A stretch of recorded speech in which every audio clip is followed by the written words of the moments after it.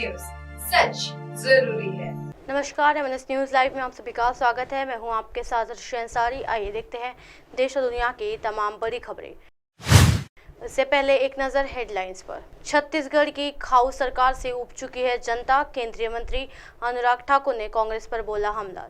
एक भर्ती पर शिवराज सरकार ने लिए 80 लाख रुपए। सुप्रिया श्रीनेत ने बीजेपी पर साधा निशाना। सीएम पर लगाए ये गंभीर आरोप। पर देखते हैं खबरें विस्तार से। छत्तीसगढ़ की खाऊ सरकार ने अब चुकी है जनता। केंद्रीय मंत्री अनुराग ठाकुर ने कांग्रेस पर बोला हमला। केंद्रीय मंत्री अनुराग ठाकुर आज छत्तीसगढ़ के बीजापुर दौरे पर है। अपने दौरे को लेकर उन्होंने कहा है कि पीएम मोदी ने छत्तीसगढ़ के विकास के लिए सहयोग दिया है। केंद्रीय मंत्री ने कहा कि 1 लाख करोड़ से ज्यादा की धान खरीदी हुई, इसलिए भाजपा के पक्ष में चुनावी माहौल बना है। यहाँ की सरकार तुष्टिकरण को ग्रस्त है। देश भर में सबसे भ्रष्ट सरकार छत्तीसगढ़ में है। राज्यसभा के उपनेता प्रतिपक्ष प्रमोद तिवारी के बयान पर अनुराग ठाकुर ने कहा कि प्रमोद तिवारी जिस राज्य से आते हैं वहाँ कांग्रेस का क्या हाल हुआ है उनको याद नहीं है। अमित शाह जहाँ के प्रभारी बने वो बीजेपी की जीत हुई। उत्तर प्रदेश की में रिकॉर्ड सीटें जीती, वो शायद नींद से नहीं निकल पाए। भूपेश सरकार पर केंद्रीय अनुराग ठाकुर ने निशाना साधते हुए कहा कि छत्तीसगढ़ में जनता उब चुकी है। दिल्ली में कांग्रेस का एटीएम छत्तीसगढ़ बड़े बना हुआ है। कांग्रेस ने छत्तीसगढ़ को लूटा है। छत्तीसगढ़ बहुत आगे जा सकता था, लेकिन उसे पीछे की ओर धकेला गया है। छत्तीसगढ़ की जनता अब बर्दाश्त नहीं करेगी। जनता कांग्रेस की बेड़ा पार करेगी। जी हाँ, भाजपा के स्टार प्रचारकों की सूची पर कांग्रेस के बयान पर अनुराग ठाकुर ने कहा कि कांग्रेस के स्टार प्रचारकों की सूची जब आएगी तब कांग्रेस के पास जवाब नहीं होगा। छत्तीसगढ़ में कई बार भाजपा नेताओं का आना हुआ है।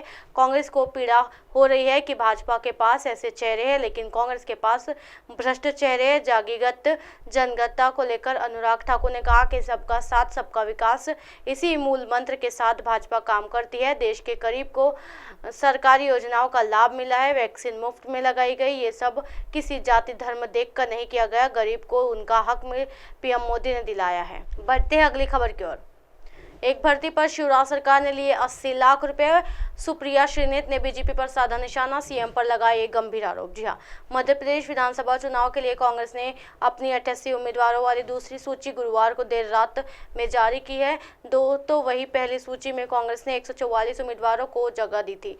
इस सूची में कई नाम ऐसे भी है जो दल बदल कर कांग्रेस में शामिल हुए हैं, तो वही कई नेताओं के टिकट पर छुरी भी चलाई गई है। प्रत्याशियों को टिकट मिलते ही उनके समर्थकों में खुशी की लहर दौड़ी है। इसके अगले दिन अखिल भारतीय कांग्रेस कमेटी के प्रवक्ता एवं सोशल मीडिया विभाग की राष्ट्रीय अध्यक्ष सुप्रिया श्रीनेत की पत्रकारिता वार्ता आयोजित हुई। सुप्रिया श्रीनेत ने कहा कि आज एमपी में 4 लाख करोड़ से ज्यादा खर्च है और 20,000 करोड़ से ज्यादा को सरकार ब्याज देती है। एक व्यक्ति को नौकरी देने के लिए शिवराज सरकार ने 80 लाख रुपए दिए। ले सरकार भर्ती नहीं किए जा रहे हैं, पदों को रिक्त रखा जा रहा है।